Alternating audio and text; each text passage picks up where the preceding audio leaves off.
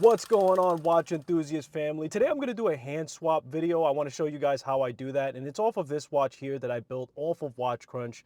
It's a Watch Crunch inspired mod that I was able to put together, and a couple of people purchased this from me, and these are the hands that they sent in. They wanted a little bit more lume on the hands itself. So I said, no problem, send me in the watch and I'll swap that out 1, 2, 3. I'm showing you this case here because this was actually the original watch that they sent me, and I dropped it and the crystal actually shattered. The movement was offbeat at that point, and I told them, look, I rather start from scratch and give you all brand new parts. I rather do it that way than try to regulate the movement and try to just get a crystal to swap out. I just felt more comfortable doing that because, that crystal shattered all over the watch itself, and I don't want to mess around with that. This is not my watch, so I just felt more comfortable doing that. So here's some of the things that I'm going to be using. Right here, I've got some Rodico. I've got a case back remover there, hand cots getting ready for, not getting the oils on any of the parts. Just showing you here that this is some fresh Rodico. I've got some on the top right corner that, I use often, but I rather use something very fresh because it's not my watch, and I want to make sure that, we're using 100% protocol. So some hand removal tools there, manual, and then this is going to be to help clean the dial and the hands a little bit further to get rid of all the smudges, all the dirt. And then we could use this to protect the dial. That's a Bergeron dial protector when you're removing the hands, but I like to use plastic instead. I just feel more comfortable rather than slipping that underneath. I don't know, it's just a little bit easier. So I just grab a plastic. You could use either one of these things, it's fine to do both, but again, I just find it easier to use just like a thin plastic cover for that. So let's get into actually taking this watch apart, swapping out the hands. It's going to be a simple video showing you guys that. So let's put on those hand cots and, sped it up a little bit so like you guys don't have to sit through that. And what's on the wrist? It's my Watch Crunch mod. I ended up changing mine out a little bit. I wanted the teal green hands on there, so that's what you saw. And I also put a green date wheel. I don't know if you caught that, but anyway, let's get into it. This is the watch. We got the blower here too. There's some tools that I realized I use a lot more tools as we go along, so I'll mention that. This is my first time doing a video like this, but let's get into the case back. Easy twist. Picking it up here just to get a little bit more leverage, using the plastic, of course, to protect it, just to get it loose. And then once it's fairly loose, we don't need that anymore, and I could pretty much just use it on straight contact. But opening it up now, the gasket, of course, and let's remove that and keep that with the case. When you're taking apart a watch, you try to keep everything, close by, keep it close together, just a little bit of a tip there, just so like that you don't have random pieces all over. So now we've got to release the crown. For those of you that don't know, and this is why I'm making this video so you guys can see what it entails to swap out hands in case you're thinking about, starting some modding there. So there's another item that I have to use. That's just to, help you with getting a little bit more leverage, bringing the watch a little bit closer, but also still protecting it, having some padding there. And there's a little tab that you have to press down to release the crown. We'll zoom in just to see. So it sits just in the top corner there. It's very close to the crown itself when it's a mechanical watch. So you saw me press it down there. We'll release that. Of course, we keep it with the rest of the parts. And then I'm going to flip it over to get it down. Now, sometimes the movement will just fall out, and sometimes it needs to be coaxed. And as you guys see there, I'm leaving this all in and I'm not editing it, just so you guys can see some of the things you may come up on. Now, I'm looking to find a spot here where I can get some leverage on the movement. Be careful of where.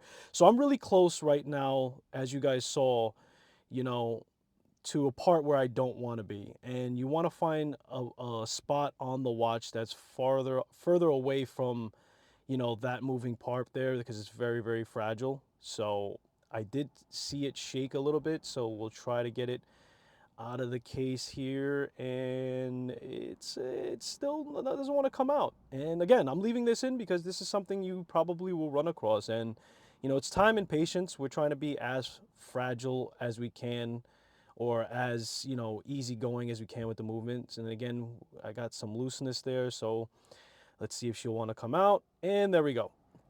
So now we have everything exposed. The watch is removed from its casing.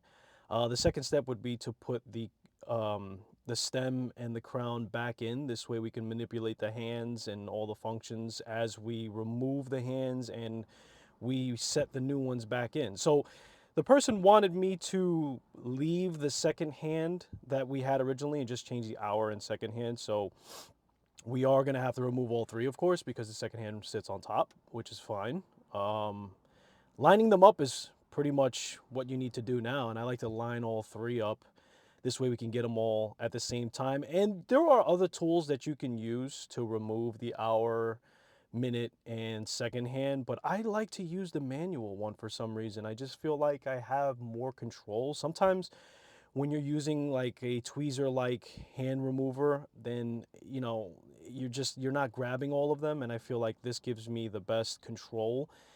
And then you just want to manipulate those hand removers at the same time, right? You don't want to push one side up and the other side gets stuck, and that hour hand's a little bit, you know, uh, being a little bit of a rebel, but that's all right. We'll go back in. Of course, we're protecting the dial. That's very crucial though, guys. I've scratched dials before by not protecting them, so make sure you're using some kind of protectant. And again, you could have used the Bergeron one that I showed you before, but I just like to throw a plastic over it. And then now I'm just going to line up the date wheel. I want to make sure that when I put these hands back on, and you know, it's very important when you have that complication that it lines up as close as you can at the 12 o'clock time where it changes over. You know, you want it to change over around that time. It's hard to get it exactly and to get it perfectly to do at 12 o'clock. You know, I'm not a watchmaker by any means, but you know, you want to get it as close as you can, and that's just manipulating the date wheel, you know, right when it turns over. That's when you want to set the hands at 12 o'clock. And I'm cleaning off the dial already. I'm pretty meticulous with that. You know, it's very easy when you have the dial and the movement exposed that you're going to get some dust settled in. So, you know, you want to make sure that you're cleaning that off pretty meticulously, because once you put that case back on, you know, that's that. You know, you're gonna have to reopen the case and keep doing it again. So that's pretty much what I like to do. So now those are the hands that they want on there, getting those prepared. And the way that I like to set the hands is I like to press fresh Rodico on the end of the hour, minute, and second hand.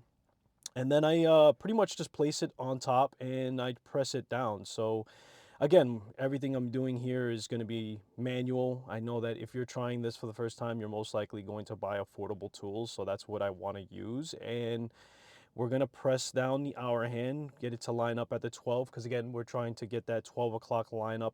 So like that, when the date wheel turns over, it's as close as it can be to the 12 o'clock when it does shift. And, you know, you want to press this down. I want to say, you know, not too hard. Obviously, you never want to press any of the hands down hard. You pretty much want to do the weight of like a full, you know, bottle of water type of pressure. Like if you would imagine that you were taking a full bottle of water and just pressing it down with that by just like setting it on top and letting it go, and that's the weight of it. That's the amount of force that you want to use. You want to get the hour hand pretty flush, but obviously you don't want it to foul the dial because it could scrape as it's moving along. And I'm just testing here, you know, again, the lineup of the date, wheel function moving, and making sure that that's as straight as can be before I put the minute hand on there. And I'm pretty happy with that. Now I'm turning it to the side there just to make sure that, again, that hour hand's not fouling the dial itself, because as it turns around, you could have that hour hand scraping the dial, and then you'll create these like little circular. I've done all the mistakes, guys, so I'm going to give you guys all of the things that could go wrong.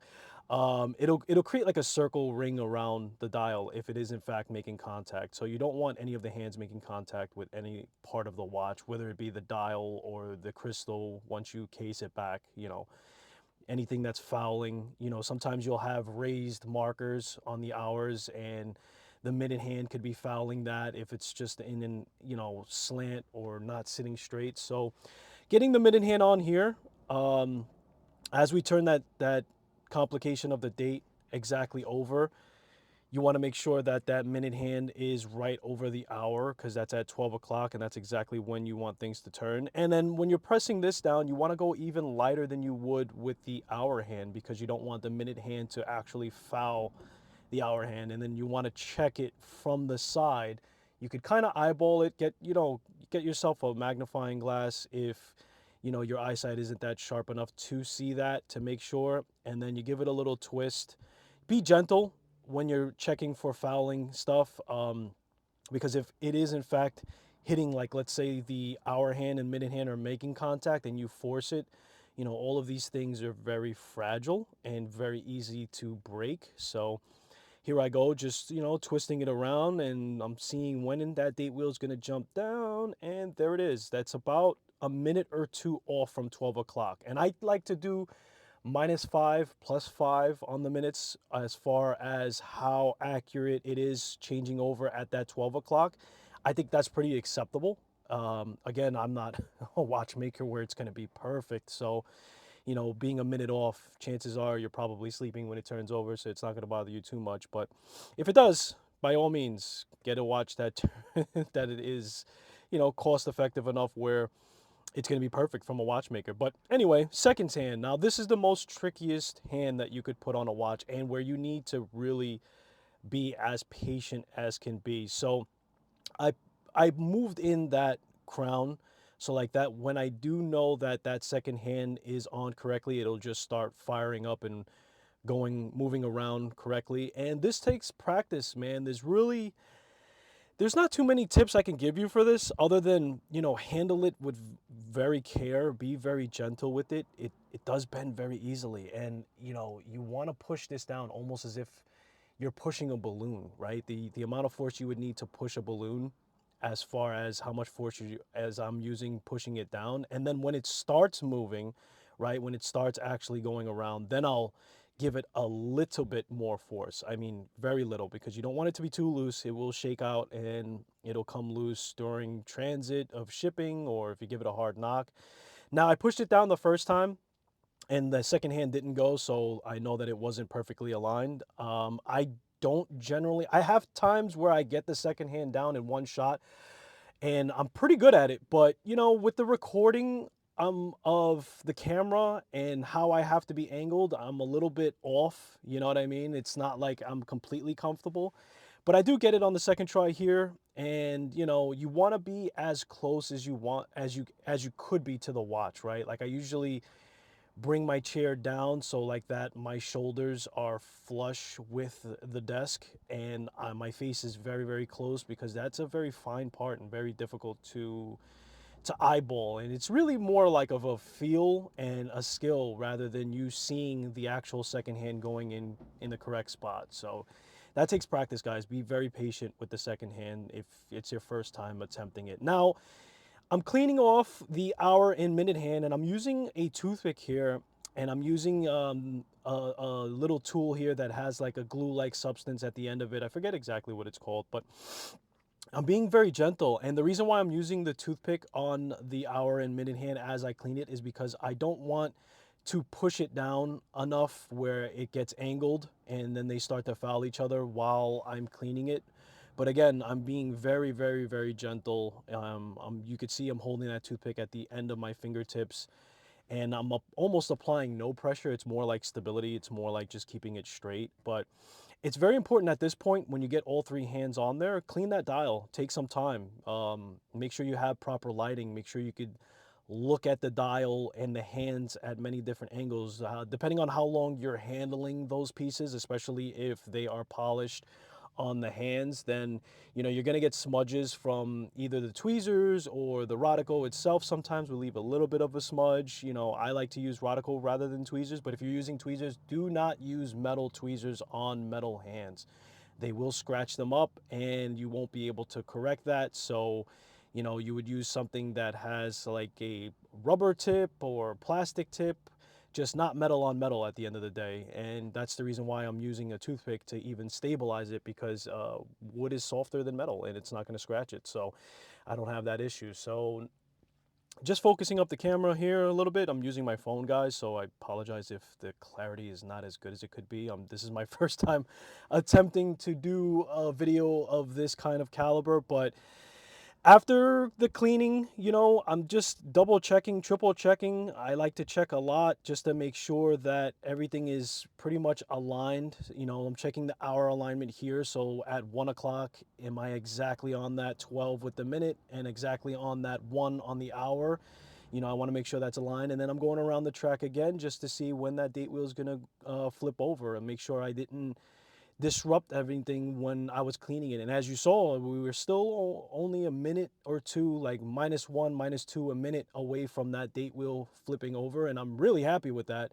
I like to do -5 or +5 a minute as an acceptability for my mods. So to have a couple of minutes off, man, I'm really happy. Oop, bump the camera. Sorry. Once again, this is my first time actually doing this. So again, I'm hitting it now with the blower.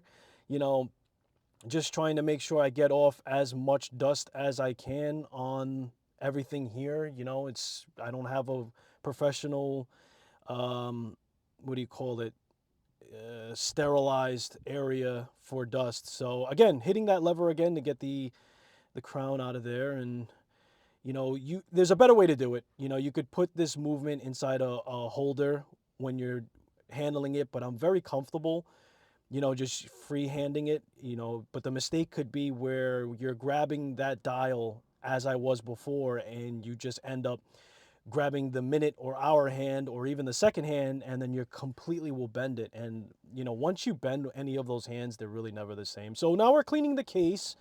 Again, trying to get out as much dust as we can before we case it. You really have to be very thorough with that. Sometimes you won't see a piece of speck of dust or something like that, or dirt, and it'll settle after you recase it. So I'm pretty meticulous when it comes to cleaning that off, and I like to inspect the case thoroughly before I even bring it back to the movement here. And then we're gonna line up that crown to the date wheel, and that's going to be our point of reference. And then when we flip it over, you'll actually see where the crown goes through, going into the movement, and there's a little section that's cut off at that point where that's how you'll line it up. And again, I'm using, I think I was using a toothpick, but then I switched to metal because it does receive the movement and it's a tight fit. So sometimes you need something a little bit stronger, but I'm not exactly touching the movement itself. It's just the movement holder that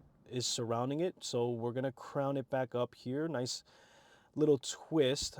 I should have twisted it, guys. So just don't push that hand directly in. You kind of want to give it like a twisting movement when you're putting it. There we go, like a little jiggle that I gave there. So that's gonna get received in. Just making sure everything is nice and straight, eyeballing it, taking my time here. There's no rush. So now I'm going to cover the movement because I want to start, finishing up. And we're going to grease up that gasket. I always do this. Every single time that I open up the case back, I re-grease the gasket just to give it an extra waterproofing seal and dust protectant and everything else. So want to make sure that that's nice and lubed up and it's going to function at its best, because when that thing is dry and it's sitting underneath the case, between the temperature changes and everything else too, once that dries up, it starts to crust. And if you've ever seen like an old video of people, removing the case back and that thing is completely deteriorated, it's because, it just dried up and it just aged over time. So, that also keeps the longevity of it. So we put that nice and tight around the ring, the gasket around the ring of it. Now we're casing it back. We'll tighten that up. Now you don't have to go too crazy tight with this. Like, I know some people will feel like, well, the tighter it is, the more water sealed it will be. And yes and no. I mean, if it's tight enough, it's going to be as water resistant as it can be. Just torquing it to complete, absolute, it's going to be a little bit too much. So again, hitting it with the blower, making sure that anything is superficial on the dust at this point, and re-inspecting that dial to make sure I can't visibly see any dust on there. And it looks pretty good. I mean, I cleaned it 3 times at this point in the video and inspected it pretty well. So now after I case it, I'm going to check the hands once again. just making sure that nothing got thrown out of alignment when I recased it. I'm pretty meticulous with everything. I want to make sure that, especially when the watch, is being sent back out. And here we go, guys. I slowed it down here just to really check, and you'll see, look at that date wheel. It's gonna turn, and we're gonna see where that, boom. So that's about, what is that, about 1 minute, 1 or 2 minutes, I would say. I mean, it was going really slow, so I'm really happy with that. And there we have it, guys. Everything is recased. The hand swap is pretty simple, nothing too complex. So I hope you guys enjoyed the video. Comment down below if you want to see more like this, and I'll see you guys in the next one.